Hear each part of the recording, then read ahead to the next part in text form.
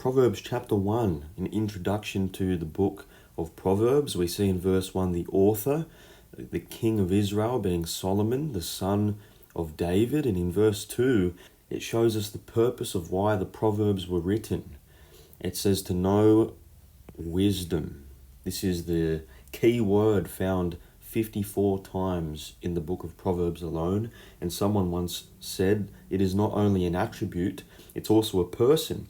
A closer study reveals that wisdom is the Lord Jesus Christ, the Son of God.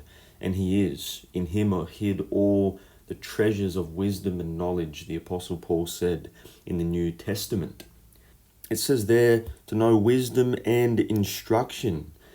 This relates to how to apply it and live it out in our life from day to day, decision making and so forth. When I think of instruction, I think of a manual. If you buy a piece of furniture from IKEA or from Bunnings, it is an instructions manual in order to piece it together, to use it day to day. And so this is one of the purposes of the book of Proverbs, to know wisdom and instruction in the practical sense, how to apply it, to perceive the words of understanding. It's to inform us, it's to educate us, to make the best possible decisions in our lives, to perceive the words of understanding.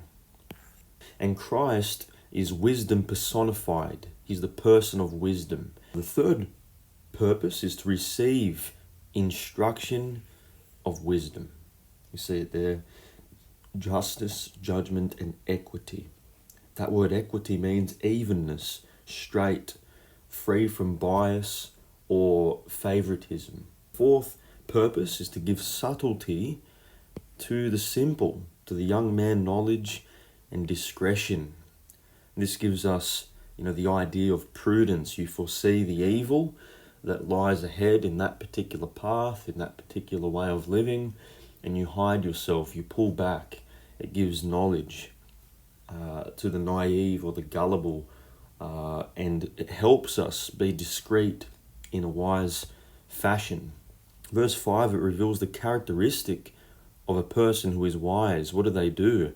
In verse 5, a wise man will hear and will increase learning, and a man of understanding shall attain unto wise counsels. One that's wise is receptive. They're willing to learn. They're teachable. They're open for wisdom to enter in their heart and mind, to change them, their behavior and their decisions. Hence, them being called a wise man or woman. And so this is the introduction to the book of Proverbs. I hope this has whet your appetite, so to speak, to walk through and study out God's wisdom and apply it to your life.